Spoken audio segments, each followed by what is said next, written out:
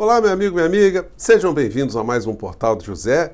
Hoje para mais um encontro nesse começo de ano, onde normalmente com as instituições em recesso, não há grande produção de noticiário no mundo da política e da economia, porque as situações estão muito atreladas.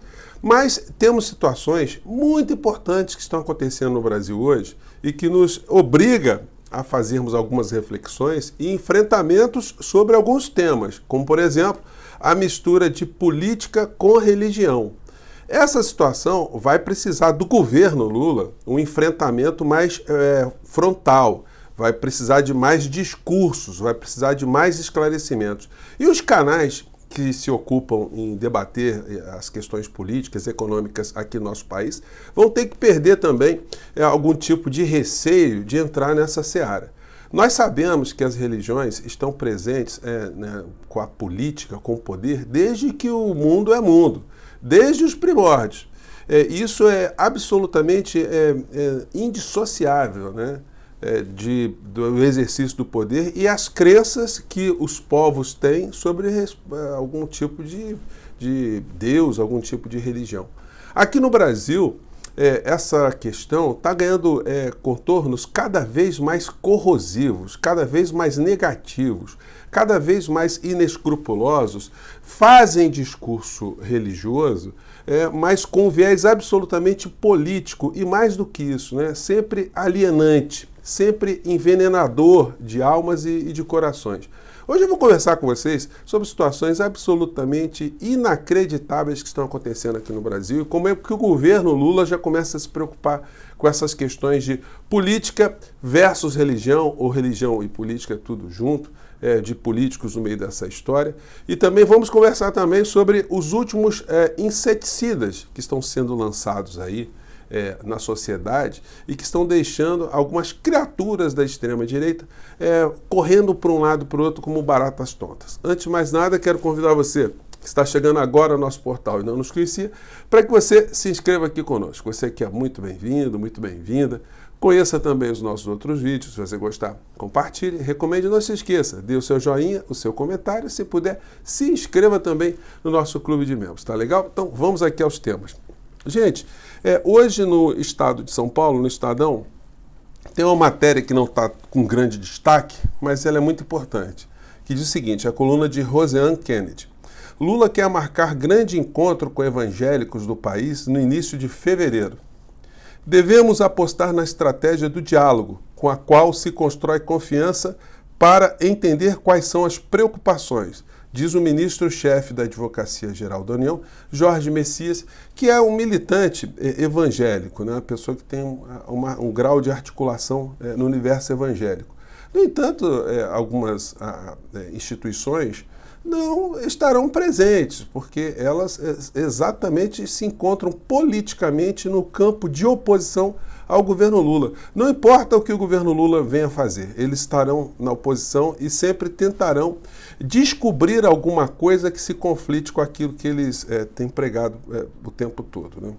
Bom, tem uma outra questão também que seria particular para o município de São Paulo, mas ela tem também uma questão que envolve tudo isso que eu estou falando, o envenenamento, né, de uma parcela da sociedade. Matéria hoje também no Estadão. A Arquidiocese de São Paulo defende a atuação do padre Júlio Lancelotti e se diz perplexa com CPI na Câmara. A entidade diz que sacerdote exerce um importante trabalho junto a pessoas em situação de rua, que precisa ter apoio e continuidade. Gente, é um negócio.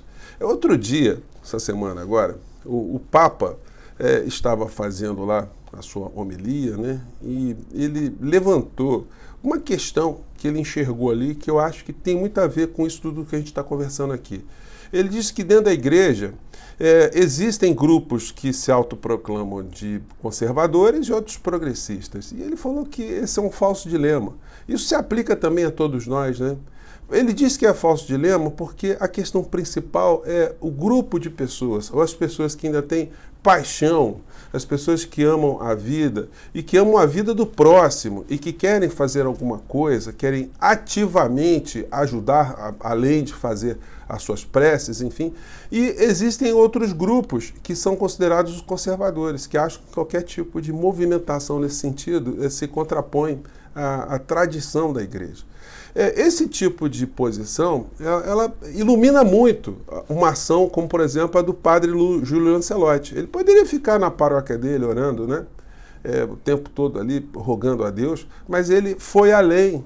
Ele vai dar o abraço, vai dar o carinho, vai dar algum tipo de cristianismo, algum tipo de humanidade para as pessoas que estão ali numa situação absoluta de exclusão, sendo o mais fiel militante do cristianismo. Porque se Jesus estivesse aqui, né, em carne e osso, certamente ele estaria ali fazendo exatamente o que o padre Júlio Lancelotti faz.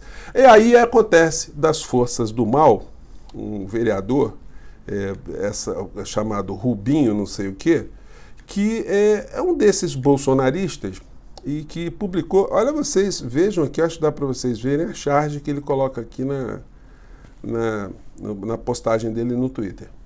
Políticos de esquerda enfurecidos com a minha CPI que vai investigar o padre Júlio Lancelotti e a máfia da miséria. E aí ele cita aqui várias coisas, né? E aí ele coloca aqui essa charge que coloca o padre Júlio Lancelotti, olha só, tem a assinatura dele, né? Rubinho Nunes. O padre Júlio Lancelotti segurando um copo de cerveja, com o símbolo ali da foice e do martelo, e uma ratazana gorda no seu ombro, né? Gente, é um negócio... Essa gente perdeu completamente algum resquício de humanidade, de escrúpulo, né? Ele faria a mesma coisa se Jesus estivesse encarnado no padre Júlio Lancelotti. Jesus hoje, para essas criaturas envenenadas, seria um comunista com uma ratazana no ombro, porque está ajudando os pobres. Aí a Arquidiocese de São Paulo faz o esclarecimento aqui para essa criatura doente, né? Que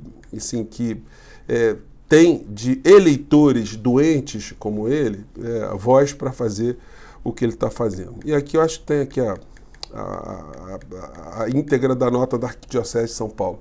Acompanhamos com perplexidade as recentes notícias veiculadas pela imprensa sobre a possível abertura de uma comissão parlamentar de inquérito que coloca em dúvida a conduta do padre Júlio Lancelotti no serviço da pastoral à população em situação de rua. Na qualidade de vigário episcopal para o pastoral do povo da rua, padre Júlio Lancelotti exerce um importante trabalho de coordenação, articulação e animação de vários serviços pastorais voltados ao atendimento, acolhida e cuidado das pessoas em situação de rua da cidade. Reiteramos a importância que, em nome da Igreja, continuem a ser realizadas as obras de misericórdia junto aos mais pobres e sofredores da sociedade.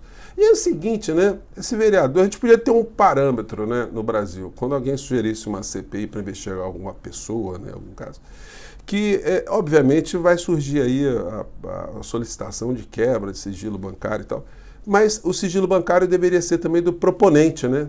Que se abrisse as contas desse vereador e que se abrisse as contas do padre Júlio Lancelotti, que não tem recebimento de ONG nenhuma. A vinculação dele é com a Arquidiocese. Inclusive, ele nem está se colocando contra a CPI, não, porque é uma pessoa que tem essa bondade no coração. Talvez ele, sendo interpelado ali, ele possa levar alguma palavra que ilumine a cabeça dessa criatura aqui, o tal do vereador insano, né? Pela cara a gente já vê assim, dessas criaturas adoecidas. E aí eu não poderia deixar de falar com vocês do mais virulento dos propagadores do discurso de ódio misturado com religião. A criatura aqui, o Silas Malafaia, ele publicou um vídeo, mais uma vez, virulento. Ele andava 3 semanas, né, desaparecido, mas aí teve 2 propagandas do governo federal mostrando a ação junto às áreas de habitação, ou a promoção, né, de construção de casas. E aí ele ficou revoltado, né? Ele está revoltado porque ele se acha o exclusivo porta-voz de Deus. E aí ele veio com essa aqui, vamos lá. entregar a bola ao seu amiguinho, aí o pai pergunta, estamos se mudando, né? Nós conseguimos a nossa casa própria, né? O projeto da Minha Casa Minha Vida, aí o cara diz, ô glória, expressões tipicamente evangélicas, para poder dar um vínculo como que se a nossa gratidão fosse para algum governo. Quer dizer uma coisa, cambada de canalhas, nós evangélicos entendemos que não é Lula nem Bolsonaro, a nossa dependência vem do Senhor. A resposta que precisamos vem de Deus. Esse espírito de mentira e de engano que esse cara tem, essa casta de demônios que nós repreendemos em nome de Jesus. Vocês querem saber quem é Lula? Na sua própria fala, vai dizer o que ele é e o que ele acredita? Preste atenção. Ele nos acusa de comunistas achando que nós ficamos ofendidos com isso. Nós não ficamos ofendidos. Mas de comunista, de socialista, nunca. Isso. O que o Lula está querendo dizer aí, o Malafaia sabe disso, que ele é psicólogo, ele não é idiota. Ele se faz de idiota para enganar pessoas que estão desatentas, né? O Lula está dizendo o seguinte, que nenhuma dessas classificações pode deixá-lo cabisbaixo ou diminuí-lo, né? Porque muitas pessoas, né, que estão nesse campo do comunismo, do socialismo, são pessoas absolutamente decentes, corretas, e que têm ideais, que pregam coisas boas, enfim. Então, é isso que o Lula quis dizer, que ele não se ofende em função de um mero vocábulo, né? Isso não nos ofende.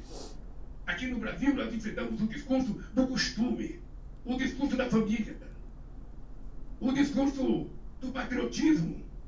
Ou seja, aqui nós enfrentamos o discurso de tudo aquilo que a gente aprendeu historicamente a combater. Lula dizendo que o que o Lula quis dizer, você entendeu isso, é que esses discursos de Deus, pátria, família, isso tem sido utilizado de uma forma absolutamente estúpida, distorcida, que esse tipo de discurso serve sempre para mascarar situações reais. E que é isso que a esquerda, de um modo geral, combate, a utilização de Deus para fins políticos, da família para fins políticos, de alguns dogmas para fins políticos, que são comportamentos de vigaristas, né? Aí a criatura aqui, que sabe disso que eu estou falando, mas ele distorce para as pessoas mais incautas, né? Dizendo isso aqui, ó. Orgulho de ser chamado de comunista. Os comunistas na história mataram milhões de evangélicos. O Lula não disse. Ele disse que tem orgulho de ser chamado de comunista. Então, tá, o psicólogo, pastor, empresário, né? E de extrema direita, apoiador de tudo que não presta, está dizendo isso. Lula combate a família. O Lula combate a família? Teve alguma família que foi destruída porque o Lula quis destruir família? Gente, fala sério, né?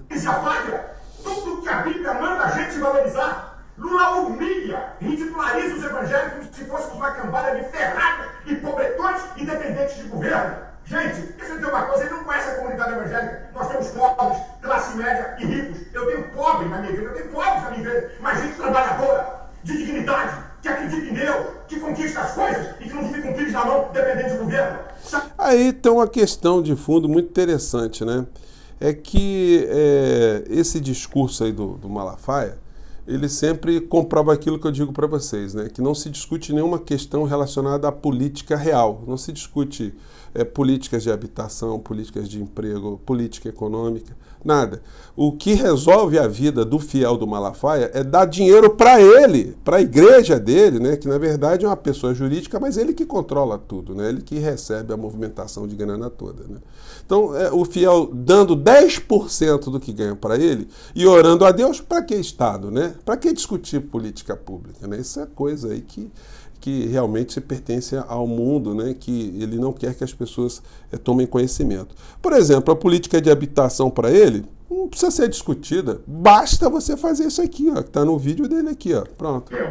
Eu vou oferecer uma semente de um aluguel para que o Senhor possa abrir a porta para eu ter a minha casa própria. Então você pode pegar esses R$500 e dividir de abril até dezembro. Um mês eu dou 50, outro mês eu dou 30.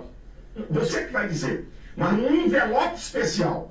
E alguém aí está dizendo, pastor, eu estou pagando a minha casa própria. Você vai pegar o valor de uma mensalidade e também dividir. Do jeito que eu pagar tudo, ou dividir como você quiser. Para que Deus te dê os recursos até o final para quitar essa casa. Mas você tem que dar o seu envelope para ele, para o Malafaia administrar, para a igreja dele administrar. Para que Estado, né, gente? Para que política pública? Para que se discutir economia? Basta você seguir esse ritual aqui. Então, os inseticidas, né, vamos dizer assim, inseticidas não, né, os vapores de luzes, vamos dizer assim, ou luzes, né, que estão sendo projetadas, fazem com que as criaturas que habitam as trevas fiquem baratinadas para um lado e para o outro, né? Então é por isso que a gente está vendo esse discurso virulento. Ele se acha, ou essas criaturas que eu mencionei hoje, se acham porta-vozes de Deus, mas se Jesus estivesse na Terra, eles se encarregariam ali de fazer a crucificação mais violenta possível, né? Eu fico por aqui, mande seu comentário aqui para o nosso portal, tá bom? Um grande abraço, até o nosso próximo encontro. Tchau!